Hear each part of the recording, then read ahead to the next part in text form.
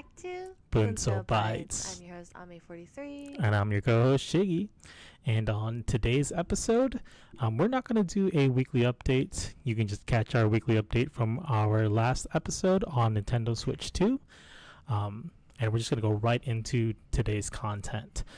So I want to talk about some strange sleep phenomena or strange sleep disorders that we have. Myself, I have something that I experience once in 6 months or once a year, something like that. And it's called deja reve. It's where you have a dream about an actual event in life, but you have not experienced it yet. Okay. And so you see the image in your dream, and then later on you actually live that experience in real life. And I've had that. So that's what deja reve is. It's not like deja vu, from what I've read, but that's my strange phenomena. Ami has a sleep disorder. And what's your sleep disorder? Is it a disorder? Yes, it's a disorder. Well, so I have sleep apnea, which means that I stop breathing when I sleep because who needs oxygen? So overrated. My body just it runs in our family, so I've always had it. And I've always had it to the point that when I was born, and I went to my first couple pediatric appointments or whatever, I was full on baby, and the doctor was like, "Oh, we should perform surgery on her because she's mouth breathing, she's not breathing through her nose at all." And then so they went through all the things, but when you're a baby, there's so much extra process, so it took a little bit of time before they went. Essentially, it was my mom was saying, it was a pre-op appointment essentially, and the doctor took one look at me and they're like, "Well, she's breathing, so she should be fine." Didn't get the surgery. Fast forward 14 years, I ended up getting the surgery anyways, which was an adenoidectomy and a tonsillectomy. Tonsillectomy, adenoidectomy, and a turbinate reduction. Sorry, there's 3 different things. But essentially, they tried to, as much as possible, open up my airways, so I actually do not have tonsils. Not because I ever got tonsillitis. They just removed those suckers, and they went in and burned my turbinate reduction. I don't know. They burned it so that essentially they're smaller, and so I theoretically have more air to go into my nose. Has it worked? Absolutely not. I still have sleep apnea, so it does not matter. I mean, it helped, All of that to say, because I have sleep apnea, I also have chronic nightmares, and occasionally sleep paralysis. Fun. Right. Super fun. I don't know if I have sleep apnea. You would probably be a good judge to tell if I have sleep apnea, because you do sometimes witness me sleeping. Yeah. Do I have sleep apnea? I would say that you'll have an occasional maybe a bout. You'll have a moment of you're not breathing, and then you'll go and you just kind of snort yourself back into reality. For context, Shiggy does snore. I snore too, obviously, because of my sleep apnea. But I wouldn't say, because I don't know the doctor version of this, but I could have sworn sleep apnea, diagnosably, you have to stop breathing for a certain amount of time. It's not just you stop breathing for 2 to 3 seconds. It's 10, 15, stretches of time. Yeah. And so all that tying to the reason why I have chronic nightmares is because my brain realizes I have no oxygen. Oh, it's because I'm sleeping. So let me nightmare you into fearing yourself awake so that you'll start breathing again. Yes. That is the genuine reason why I have chronic nightmares. Okay. And then the sleep paralysis thing, I especially through my puberty, I would say, it has not been as bad as an adult, but definitely during my teenage years into my early 20s, I tended to fall into the, how REM is a wave. I tended to fall for a very, very long time in the in between of sleep. So I'm not awake and I'm not fully asleep, but I'm like right in the middle, and I would be there for a long time. And so have I had sleep paralysis? Absolutely. Where like I wake up, but my body's not awake, and so I'm like, I can't move. So has that happened multiple times in my life? Yes. Has it scared me? Yes. But I also feel like I'm more scared of other things. I don't know. Everyone, whenever I talk about sleep paralysis, people are always like, oh, isn't it so scary? Like the shadows, and then you see the person standing above you, and this is that and the other. Yes, that has happened. But for me, it was always a very, to my memory, there's probably been a couple scary times, but to my memory, it was always like, he's just hanging out there. Mm-hmm. Like there's a shadow there, sure. And I'm telling this shadow, I'm like, hey, I can't move. And the shadow's like, yeah, I know. And I'm like, so I can't move. You know, like it's like we just have like a very chill conversation. It's not ominous in any way. Now, I don't know. This is because I do have the nightmare side of it. So like maybe my brain is just wired funny like that. I don't know. And also most of the time, I think because I got used to like being in that like weird falling state, like falling asleep state, I don't know if I got numb to it for a long, it was for a long time. Again, now, not nearly as much of a problem. I can't say, I would say like in the last 3, maybe 4 years was the last time I had a like sleep paralysis incident. It's been a while. And, you know, I fully attest that to like overall, I'm just a little bit, my anxiety is a lot more managed better. My stress is managed better. And so like all those things have like positively affected my my overall health, so I attribute that to it. But yeah, it's been a hot minute since I've had full on sleep paralysis. Okay. So, but I've had it, and I've said hi to that shadow guy. Like we hanging out for a little bit.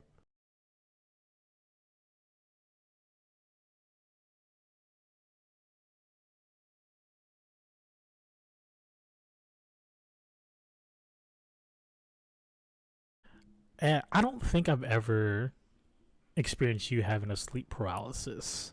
Like the other two that you've already explained so far, Yeah. I do distinctly remember you having those. So there would be times when you have sleep apnea where you don't breathe for like 3 or plus minutes. And I'm just like, surprise. Can you breathe?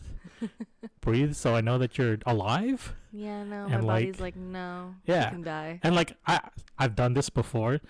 I've actually tried to hold my breath and be like, for as long as I'm holding it. And I'm just like, breathe already. But you know, I don't want to just like force you awake when you're in sleep apnea. No, you can nudge me though. I mean, I don't know. Y'all, this is all happening when I am not conscious, so yeah, who knows? And there's times where you're in that state where you're not completely awake, but you're not asleep yet. Yeah.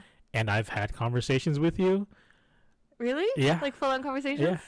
And you answer back completely, and you know the next thing I know, you're just like, and I'm just like, okay, well then, no, I'm just talking to myself, really. No, actually, no. We've talked about this before, where like it'll be like, especially like if we're on the phone, and like I'm falling asleep on the phone with you, and then you'll tell me that like what we talked about. I'm like, I have no recollection of that at all, which shows that I'm fully capable when I'm not awake. Yeah, which is terrifying, but.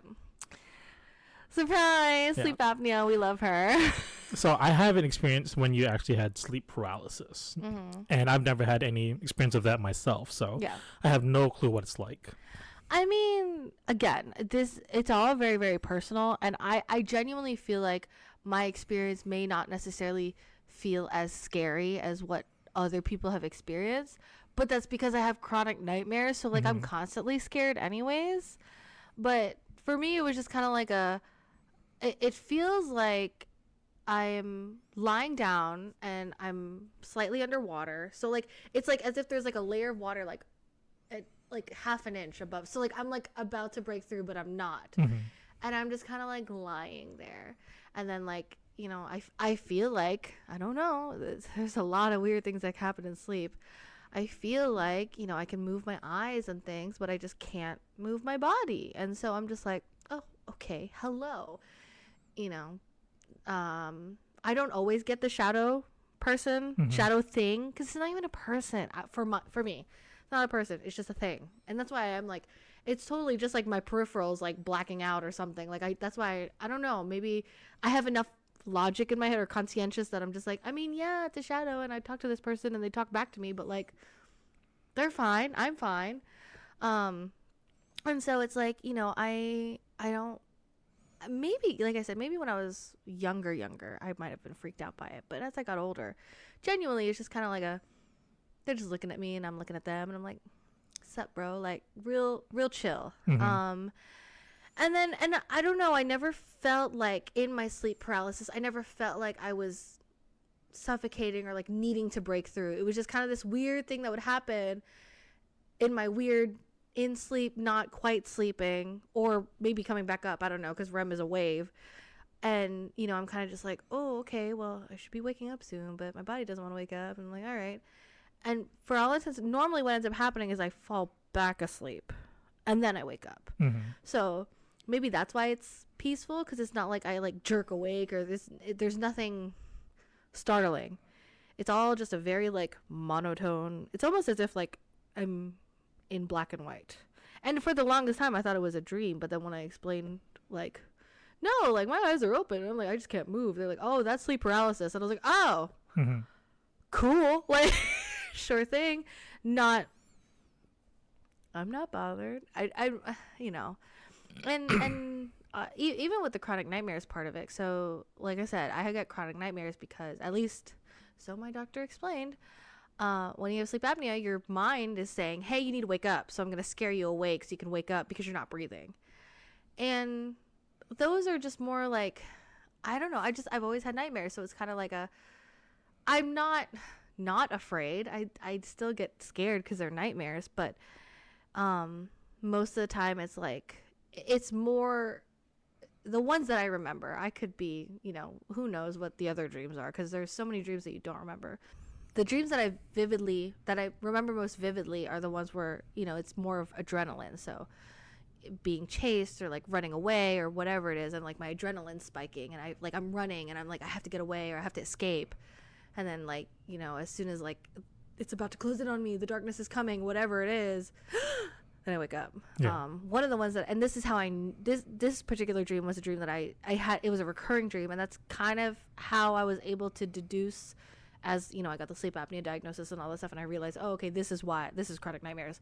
I would have the same dream over and over again as a child, where it was an initiation dream of like, I was trying to be with this group of people, whoever they were, and the initiation was I have to tight rope walk across a construction chain, like a chain, like a metal chain, like, you know, kind of like the ones in between barriers, but like a lot bigger, like enough for a foot size, but still just a singular chain, and it's in between two tall skyscrapers, and they aren't real skyscrapers, like they're almost like paper cutout skyscrapers, which is it's the most absurd thing, but the amount of like vivid fear like gripping my heart as I'm like trying to do this thing. And it was always I'd make it probably like 3/4 of the way, and every single time, you know, someone behind me would shake the chain, and then I would fall, and then as I hit the ground, that's when I wake up. So, and I had that dream recurring for years and years and years. And I remember like telling my mom about it, and she was like, are you getting bullied? And I'm like, no, I mean, yes, but no.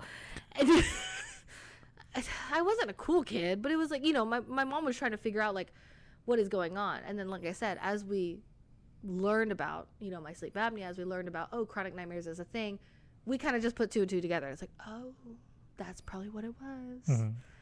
You know, in addition to whatever anxieties I was having as a child. But it's like, okay, you know, and I've lived with it for forever. I've never known not having it. Now, do I have nightmares every night? No. Do I have them most nights? Yes.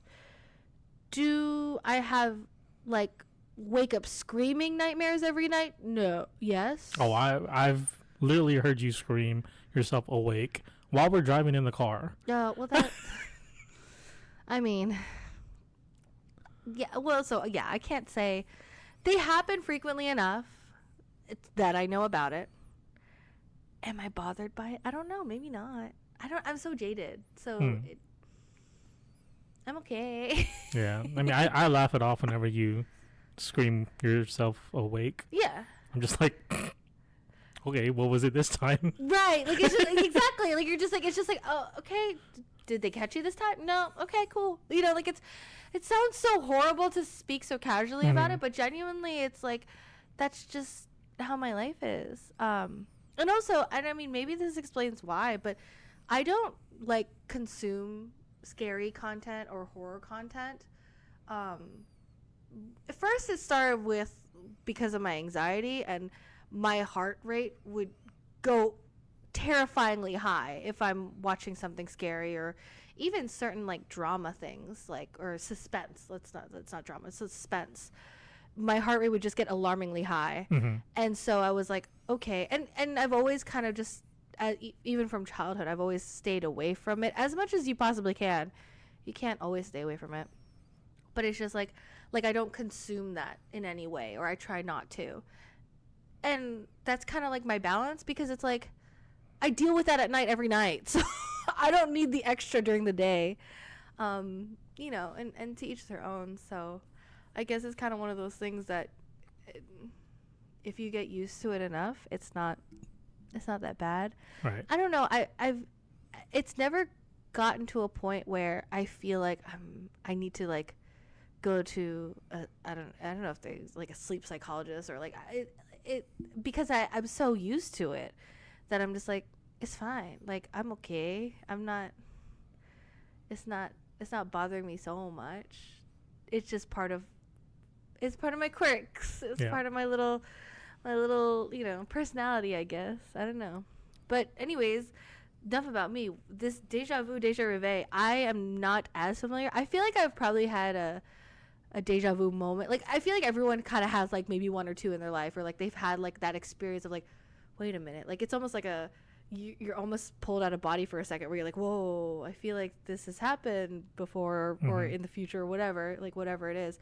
So what was your experience? You said you have deja reve twice a year-ish, once a year? Yeah. So at least once a year, I will dream about a certain scenario. Sure. And later on, it could be months down the line, I actually live through that dream that I dreamed about. And it happens in real life. And then once, like, I've experienced the entire scenario play through in real life, I'm like, oh, I've dreamt about this before. Yeah, like, you conscientiously thought, I've had a dream about this. Yes. Crazy. And that's happened to me at least 5 times now. I can't remember them vividly now. Okay. But I do remember the very last one I've had. Yeah, the most recent one. And so the most recent one I had, I was at work,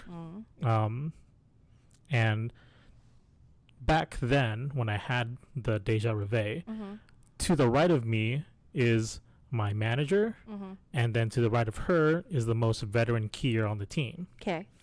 Now, since I dreamt the deja reve moment, and I distinctly remember the 2 people to the right of me at work were not those 2 people, I was like, okay, this is a weird dream. Okay. I don't know who these 2 people are. Right. You're just like, this is not who is normally there. Right. And so later, you know, months later, when I finally lived through my dream, I distinctly remember I'm on my phone, and, you know, my monitors are still open. They're, like, just being idle. Yeah. But I'm on my phone. I'm texting my friend about something. And then I look to my right, and I see 2 new people there. And I lived through that, and it was the 2 new trainees on my team that I was training. Oh, yeah. The people you're newly trained. Yeah. Yeah, and so I lived through that experience, even though at that time the 2 people that were there were my manager and the veteran keyer. Originally. And that was months ago. Yeah. And I'm just like, oh my God, I just had this phenomenon happen to me. I lived through it, and I'm just like, okay, it makes sense now. Yeah. But after that, I'm just like, okay, there's nothing to it really now. I just finally put two ends together to make it meet, and now it makes sense. And that's it. That's all that's really happened to me. Interesting. But I wish, that I had these premonitions or these dreams in my head, and I could actually act on it before it actually happens.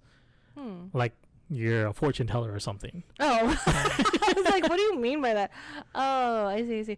Yeah, also, first of all, my first reaction to this is, how nice is it to have such plain dreams as that? I wish. Oh. I could never. Secondly, it's really interesting because like you said, you were like, and I know this because obviously I hear his work stories all the time where he sits, it's not like it's like a strict whatever, but everyone has their assigned desk at your work. And so it is kind of weird that you had this dream of like, wait, that's not the same person that is there.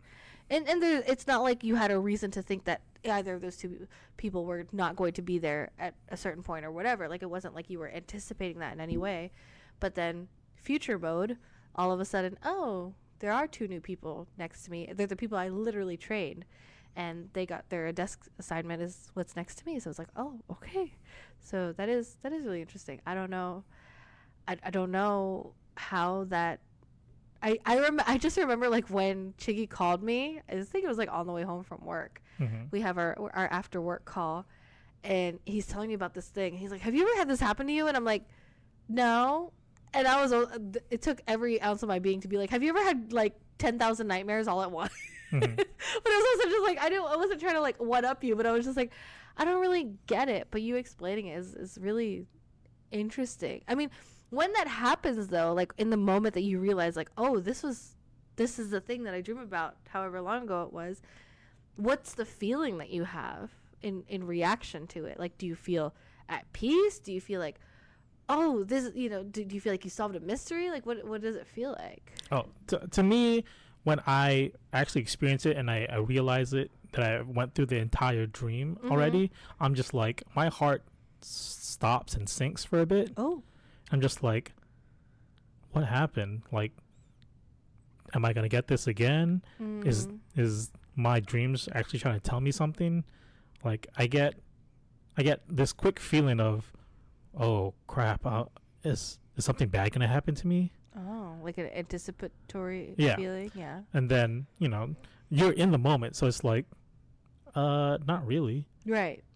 Also, it seems like, I mean, I don't know how the other ones went, but it seems like these deja reves that you have seem to be like banal, like just kind of like life capturing moments, in a sense of like, we go to work every day, so it's just a snapshot of I'm at work every day, not in like a good or a bad way, but just like this is your chapter of life right now.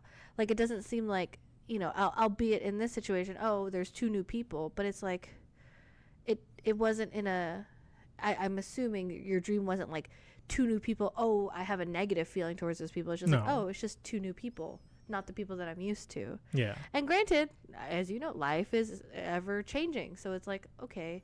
And so it seems like maybe it's not necessarily that it's like telling you something, it's just kind of like here's a snapshot of your life, whatever that means. I don't know. I have no idea. That's crazy. It's, for me, it's only been a quick glimpse, a quick snapshot of that moment in time. Right. And then, I wake up and remember that whenever it happens. But I wish, like, those deja reves that I get would be, like, more in depth instead of just, oh, here's a quick snapshot. Yeah. And so that's what got me to that point where I was like, I wish, I could act upon it, like, before it happens. So I could be like a fortune teller. I'd be like, oh, you're about to pull out something. And then it happens and you're like, what is going on? I don't know if you'd actually want that, but okay. That's but yeah, that's really interesting. I mean, especially because it's like, it's a dream and then it's a moment. But yeah, that's such a unique experience, I feel like. I don't know how, I to be fair, I've never heard of deja reve before I talked to you about it. I've heard of deja vu, but I've never heard of the other one, and so that's really, really interesting. But yeah, sleep, it's really weird. Or And it can be. It can be, but we all need it. Oh yeah, for sure, for sure. This is just a random tangent, but I had a professor one time who, and I don't know if this still exists because he went to a public university, and back when he went to that public university, they actually had a class. It was called a sleep class. Mm-hmm. And they studied like their dreams, and they studied these things, you know, chronic nightmares, sleep apnea, deja vu, deja reve, I guess, you know, whatever it is. And they would like, he was explaining to us, he's just like, yeah, we would journal our dreams, and it was a whole thing. And I was also thinking, I was like, it sounded sketch when he was talking about it, because I'm like, that just feels like a violation of privacy. But at the same time, there's so, like, it's such a weird state to be in, right? Because you're physically unconscious and you are sleeping, but your brain is not asleep. Your brain never sleeps. Your brain may be resting to a certain degree, but your brain's still firing off stuff. Clearly, my brain can figure out that I'm not breathing, so it's like, hey, I'm going to scare you awake. Like, it's still doing stuff. But then because we're unconscious, so to speak, we don't really know how to do that. One of the other things that came out of that was that, you know, where you can control your dreams, or you can lucid dreaming, yes. And I'm sure, I don't know what the research is now, this is back when I was still in school, you know, he was saying that the whole purpose of that class was one of the purposes of the class was to get to that state of lucid dreaming, and like, you know, being able to control the environment or what happens, because theoretically in your dreams you should be able to do literally anything. There's no limit to it because it's your imagination, right, to a certain degree. And I remember, like, I after I talked to that professor, and I started journaling my dreams too, but nothing really ever happened. It was just, I got to a point where I could consciously determine, oh, I'm in a dream. Oh, this is getting very, what's that movie with Leonardo DiCaprio? What is it? The Dream movie? Oh my gosh, it's gonna be in my head. And they spin the top to determine if they're dreaming or not. Oh, yeah. I'm having such a brain fart. But yeah, it's the same idea, whereas like I could conscientiously find myself, like, when I'm sleeping, being like, oh, I am in a dream, but I could never get beyond that. I could never control anything. Inception. Yes, Inception. I knew it was I-N. Thank you. So, it's also fascinating. It's also cool. You know, again, I don't think I could, like I said, I'm so jaded. So I'm eternally fated to nightmares, the occasional good dream, but hey-o, as long as I'm breathing. Mm-hmm. As long as I have oxygen going to my brain. So, by the way, to any of my current friends and family, if y'all think, oh, she's got some weird stuff going on up there. Well, to be clear, I don't get enough oxygen in my head at night, so that's probably what it is. That's why y'all see the weird side of me. Mm-hmm. But yeah. You have anything else you want to add? I mean, I do have one friend that wants to literally lucid dream like every night. He wants to, or he does? He wants to. Oh, yeah. And like, so he's like, it'd be such a cool thing. He's like read up on it and, you know, watched videos on it and how to do it. But I don't think he can do it yet. It's not easy because it also, again, this is old research, so I don't know what the current stuff is. Mm-hmm. But from my understanding, you have to be able to, like, you have to be in control of your REM. Yeah. And that's not easy to do because, you know, REM is just like this natural cycle that you go through, and the chemical makeup of, what is it, melatonin or whatever it is that makes us sleepy and all that stuff. Like, and for you to be in control of that while you're sleeping it's a very backwards thing, but is it possible? Yeah, because people do lucid dream and people have, you know, tried it and tested it. It's just not an easy thing to do. Mm-hmm. Do I know this friend? Because I haven't heard this before. Yeah. Okay. You know, that it's very, very interesting. I don't know. I heard that, like, you have to also limit your sleep because you have to, like, really get in tune with when you're in deep sleep and when you're not. And then it's that in between of deep sleep and not. I think that's lucid dreaming. Yep. And so when you limit how much you sleep, you're compressing that time so then you can pinpoint exactly where. That's my understanding. I could be completely wrong. This was also, I mean, how long was it when I was in school? So who knows? But all I know is that it's not easy to do, because the furthest I got, and that was solely based on journaling and time tracking my sleep, was I could consciously determine, oh, I'm dreaming right now. That was about it. Yeah. Yeah. I mean, I also have a friend that sleepwalks. Oh. He doesn't do it anymore, but he has sleepwalk. That's scary. Well, I feel like that's more scary because it's like you can pose a physical threat to yourself. Yes. Like falling downstairs or picking up a knife. Like whatever it is. You know, I've seen some crazy things, but I've also seen some funny things though. I saw a girl online who was sleepwalking and she was eating pickles out the fridge.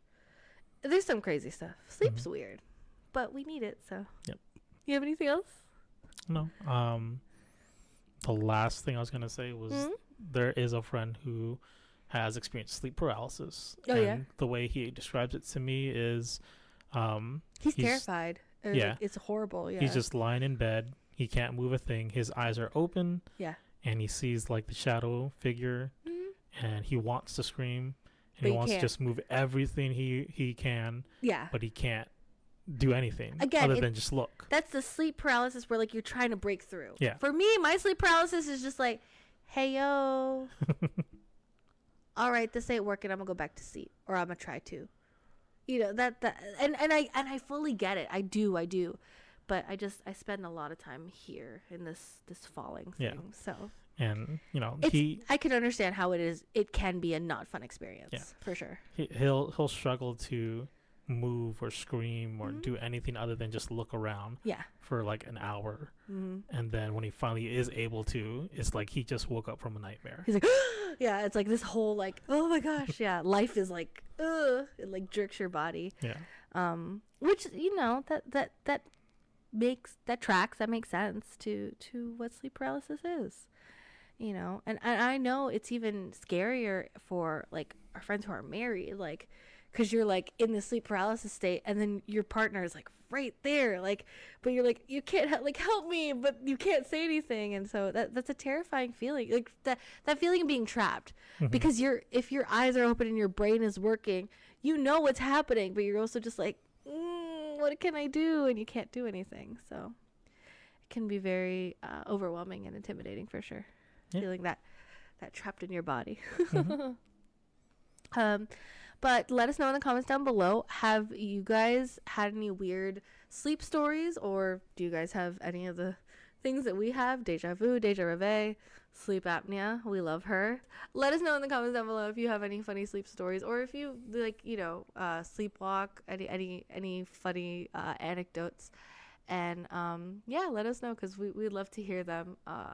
Like I said, we talk with our friends about this stuff too, and the anecdotes can get kind of wild, because sleep's just a weird little thing, but we all need it. So make sure you get your 6 to 8 hours. It's good not only for your body but your brain, and it just helps you function. I know it feels so much better if you're like, I could be productive and I just only need to sleep 4 hours and I can have an energy drink. It's not long lasting. Your body genuinely does need sleep and rest. So make sure you get your 6 to 8. And we hope you guys enjoyed this episode. Like, comment, and subscribe, and we will see you guys next time. Bye.